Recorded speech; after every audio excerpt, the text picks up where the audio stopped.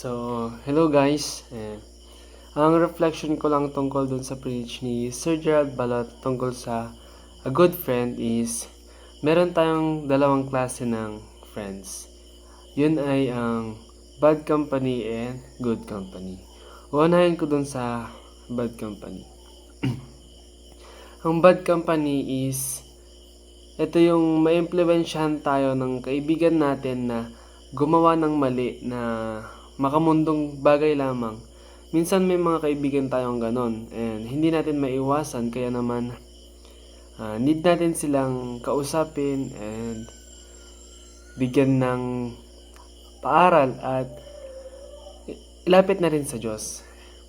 Yun yung need natin sa Kanya. And sa good company naman, ito yung mga tao na ipipursue tayo sa mga bagay na hindi natin kayang gawin pero ipipilit nila and papalakasin nila yung loob natin na mag-grow and maging better person para sa iba at para sa sarili natin. Because a good friend brings out the best on you.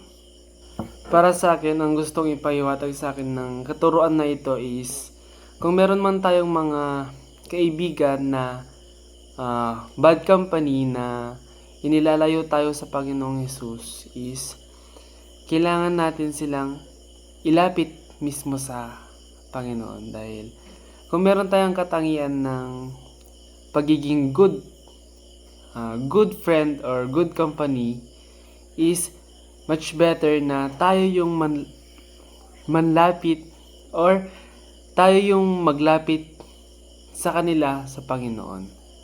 Tayo yung maging example ng good friend upang maging good friend rin sila sa iba.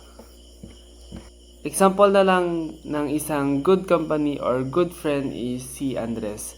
Kasi si Andres yung naglapit kay Pedro kay Jesus. And sabi nga, a good friend make you closer to Jesus. And ito yung ginawa ni Andres. Nilapit niya si Pedro kay Jesus. And alam natin na si Pedro ang isa sa mga best disciple ni Jesus. And that's all my reflection. Thank you.